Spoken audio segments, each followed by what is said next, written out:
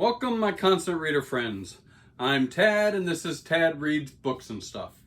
So, today we're doing a special video. Normally I do one a week for now, but I was tagged in a book tag. Now, this is my first real tag that somebody actually mentioned my name and my channel in their tag. And we're going to get this started, but what is it? It's called the Great Hitchcock Book Tag. This book tag is an original book tag by Bart J.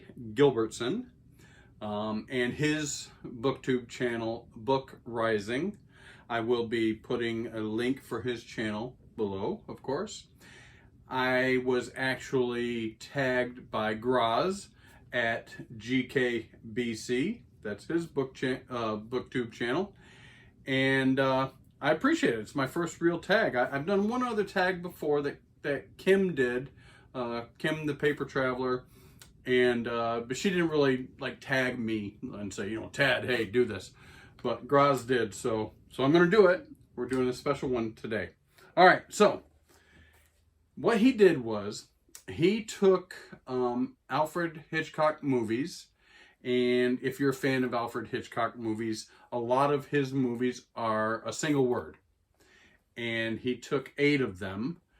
There is one special caveat to one of them. We'll discuss that when we get to it, but let's just get into it. So the first one is Spellbound, and the tag is name a book that had you so enthralled you couldn't put it down. Well, over the years, there's been plenty of those for me. And what I did, I kind of tried to think out of the box and not do always the first book that came to my mind, because then everything would be Stephen King, probably, or Tad Williams. The first one, again, there's many, but this one got me. Orson Scott Card, Ender's Game. And this is brand spanking new. Why is it brand spanking new? This is one of the books that I constantly give away. If somebody asks me, I haven't really read a lot of science fiction, I'd like something that's easy, not too much science involved in it. It's not going to bore me to tears, and something that's also fun. I give them my copy of Ender's Game. I've given probably 6 or 7 copies of Ender's Game to other people. This is a great one. I really don't have to go into it very much, except for the fact that if you haven't read any science fiction and you want to just, or you have somebody in your family, this is a great Christmas present, right? Get somebody into reading some science fiction, some cool science fiction. Ender's Game is awesome. I could not put this down when I started reading it. And of course there's a movie, and the movie's not too bad. So book I was so enthralled I couldn't put down Ender's Game. Number 1, Spellbound. Number 2, Rope. Name a book where the murder weapon is anything other than a gun or knife. Well, I couldn't deny it. My favorite book of all time, It by Stephen King. The murder weapon is a freaking clown in the sewer. I mean, Pennywise comes up with so many different ways to kill people. He makes people commit suicide. He tears off, of course, an arm and pulls you down into the sewer and eats you. He makes you become so frightened your hair turns white and you try to cut. Oh, you know what I'm talking about. Pennywise the clown can kill you in many different ways, and he's going to come back and do it every 26 years anyways. So, number 2, Rope is It by Stephen King. Number 3, Vertigo. Name a book with a notable scene from a dizzying height. This was one that immediately I thought of, and I'm going to show it to you. And it's Sherlock Holmes. You know what I'm talking about? So when I was a kid, I started reading Sherlock Holmes, geez, like in 3rd grade. And I've just been a huge fan ever since. I've read through every Sherlock Holmes, everything written by Sir Arthur Conan Doyle. And now there's so many pastiches out there I've been collecting, but I just haven't got to yet. But this is a pretty cool volume. This is Sherlock Holmes, and it's got all the original illustrations by Sidney Paget. And it's pretty cool. But the specific story that I'm talking about here is The Adventures of Sherlock Holmes by Arthur Conan Doyle, and it is The Adventure of the Final Problem. And I'm going to show you this lithograph, this picture here, this one here. So see what that is? This is the story where Sherlock Holmes dies, where he gets killed by Professor Moriarty on the falls, and he falls from this dizzying height, and they were wrestling and fighting, but Sherlock Holmes doesn't really die. I hope that's not a spoiler. He does come back, but immediately I thought of this one. Sidney Paget. This is 1893. If you can see that, I'll try to maybe zoom in on it. But really, really cool. This whole book here has all these different lithographs, these drawings from Sidney Paget that were originally in the Strand magazine when these Sherlock Holmes stories were published. So that's my 3rd, Vertigo. All right, what's next? Number 4, Psycho. Name a book where the main character is a psychopath. Well, plenty of those out there, right? But this is one of my favorites. It's A Scanner Darkly, PKD, Philip K. Dick. This is pretty cool. This version, I don't know if you all have seen this one. Let me just open it up here. Who knows? It's in comic form. But yeah, everyone in this book is crazy, is a psychopath. A lot of drug use, of course. If you haven't seen the movie they did that is animated, show you some more. It's really good, really done really good.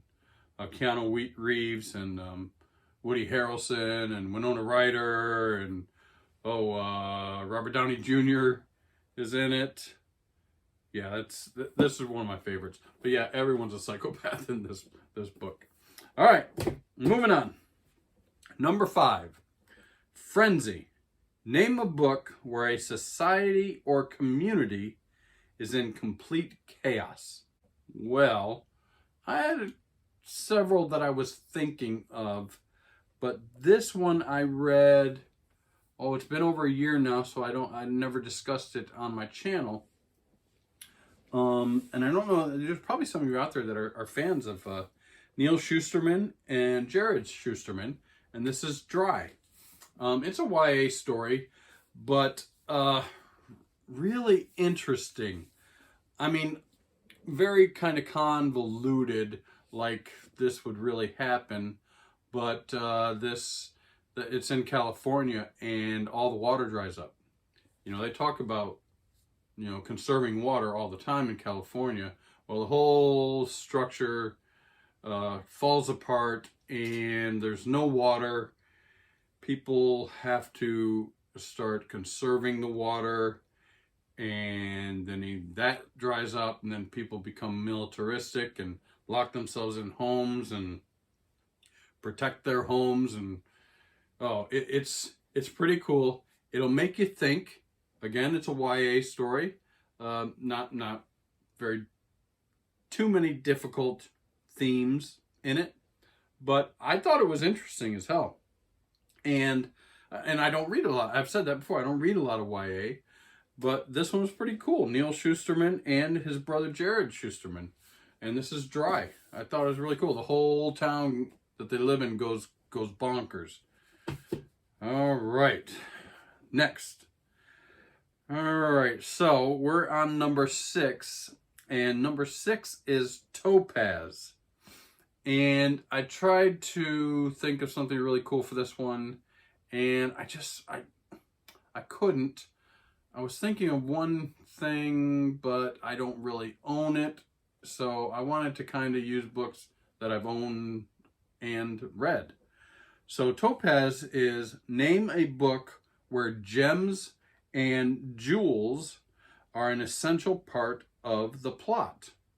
Well, I went with The Silmarillion by J.R.R. Tolkien. Of course, the Silmarillions are gems, jewels, and I mean, there's other things, of course. There's all the different rings that they make, and there's a lot of other stuff in here for sure. But even at least the title is the jewels themselves, the Silmarillions. But I couldn't think of anything. I was thinking Roger Zelazny has some fantasy novel out there. And I just couldn't. I don't have it, but I do have this one. I have read this one, so I picked Silmarillion for that one. I don't know if that one's cheating, but hey, Silmarillions are gems, so that's that one. All right, let's move on. Number 7. Now this one is where there's a little caveat there. It's The Birds. I know that's 2 words. Of course, Bart realized that too, but pretty much it's birds. And it says, name a book where a bird or birds play an important part in the story. And I immediately thought of this one and went to this. Miss Peregrine's Home for Peculiar Children. And that's by Ransom Riggs. This is a pretty cool, interesting book. I'm sure everyone knows about it. It's a cool idea of found images, found pictures that supposedly Ransom found. And I don't know if there's any other, I mean, there's a ton in here of just cool things. Pictures that he found like in a box when he was just going in through a yard sale and just found a bunch of these strange pictures, and being brilliant was able to take those pictures and form some type of story. I have only read the first book, so y'all let me know if I'll be honest, I didn't love it. I thought it was cool, great idea. I was hoping maybe for a little bit more. So I've never read any of the other books. I think they're up to 5 or 6 now. I did watch the movie. The movie was pretty decent. But yeah, definitely. Because, you know, Miss Peregrine, her school for peculiar children, she turns into a peregrine falcon. And it's very important in the story. So that's The Birds, number 7. We're almost done. Number 8, Marnie. Name a book with a troubled or shady female character. Whew. There's a bunch of those. A bunch. I chose this one because I heard they are doing a TV series for it. And this is The Witching Hour by Anne Rice. And if you know anything about this book, it's about the Mayfair witches. It's a family of witches. And I actually have this one signed by Anne. And it actually, this book originally was given to me by a very good friend. And I haven't done a review of it. I will tell you that it's very interesting, cool story. It's you know, goes on. There's 3 or 4. Jeez, should have done more research. Of these Mayfair witch books. I do have a little bit of a problem with Anne Rice, her writing. I mean, this book is a doorstopper, 800, 900 pages, and 963 pages. 960, I can't even turn the page, 965 pages in this book, almost 1,000 pages in this book, and probably 500 or 600 of them could have been cut out. Really, really cool story. I really loved Rowan, and you know, her journey with the Dark Man. I'm not going to talk much about it. Her aunts and the family, and the witch hunters, and it's a really cool book. It really is. I enjoy it. It's just that I don't need to know the color of every thread in a piece of fabric or the shade of every leaf on a tree. She just sometimes just goes into too much intricacies, too much in-depth in her descriptions of things, and it kind of makes you want to fall asleep like I did with American Gods. But I really did love the story, and Rowan for sure is a troubled, and towards the end becomes maybe even a little shady female character. So those are the 8 prompts. The last prompt, number 9, is tag others.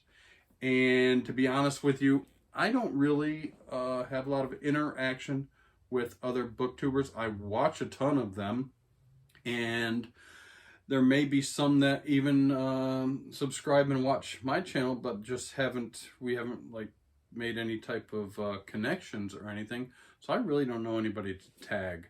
I don't think that Kim does a lot of tags on her channel, but that would be the only person that I would think of to tag is Kim the Paper Traveler. But if there are other booktubers out there that actually watch my channel, that'd be great. Let me know, because I would reciprocate. If you're subscribing to my channel, I definitely would subscribe to yours. And there's so many good booktubers out there that I probably would like to be friends with. But anyways, that's my The Great Hitchcock book tag, original book tag by Bart J. Gilbertson. Again, his channel is Book Rising. I will put his information in my notes. Also, Graz at GKBC, his booktube channel. I will put him down there as well. Please check these guys out. I had a lot of fun putting this together. Maybe you would have fun putting it together and doing a book tag yourself. All right, guys. Thank you for watching my special Great Hitchcock book tag video. All right. Have a good day. Peace out.